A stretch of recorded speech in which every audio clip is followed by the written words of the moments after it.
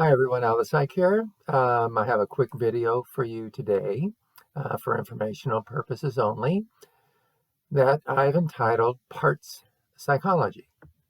So I was attending an online seminar recently by Janina Fischer, and it had to do with dealing with trauma.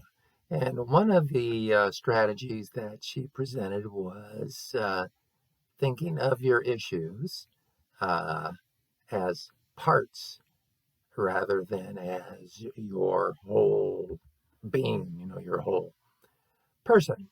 So, for example, if I'm feeling depressed, I might say something to myself like, the depressive part of me is acting up today. Um, so I don't take on depression as a whole being, but as a part. So I'm not a depressed person, but I'm a person that has a part that is sometimes depressed. And there's a whole school of psychology that talks about parts.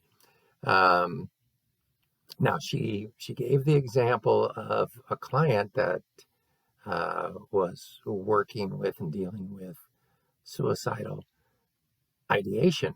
And she was able to get the client to buy into the idea that identifying her issues, the client's issues, as parts of her as opposed to who she is as a whole uh, person.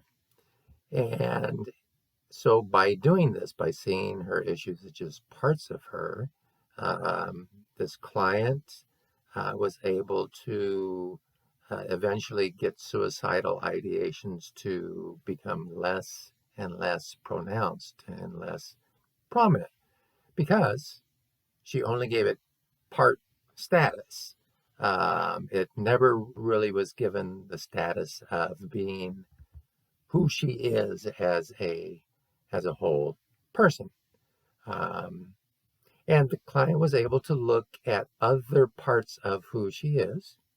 Um, and some of those parts are pretty nice. She's a productive worker. She, um, is uh, good to her parents and helps them out when she can, et cetera, et cetera.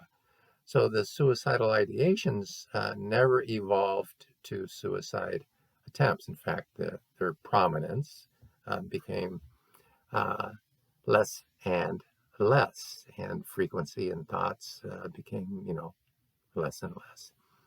And in my mind, I see this as kind of like a typical CBT, Albert Ellis type of scenario where you get away from this um, all or none, black or white thinking, um, such as, I'm a depressed person or, type of thing, or I'm an anxious person versus, there's maybe times or parts of me, sometimes I feel a little anxious or sometimes I feel depressed, but that's not who I am all the time. It's not that extreme. I'm a much more complicated person than that. So yeah, I'm depressed, but sometimes I'm not depressed. Sometimes I'm actually happy, or sometimes I'm just in an okay mood.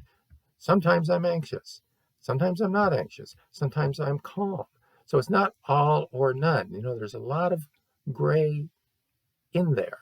And if we can get away from those extreme ways of thinking of things, and in this case, maybe looking at those issues as parts as opposed to your whole being, it can have some benefit. So in my mind, this sounds like a useful strategy to try. So if I'm feeling overwhelmed by trauma, anxiety, depression, etc., I might be able to reduce uh, that level that I'm experiencing by recognizing that, okay, yeah, this is just a part of who I am sometimes, and I'm not going to forget about all the other positives that I have going on.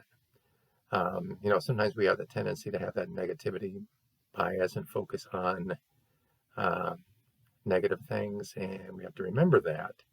So it'll trigger that, oh yeah, there are a lot of other things uh, that are going on that I actually like. So anyway, that's pretty much it. I hope you liked it, and that's it for now. Thanks.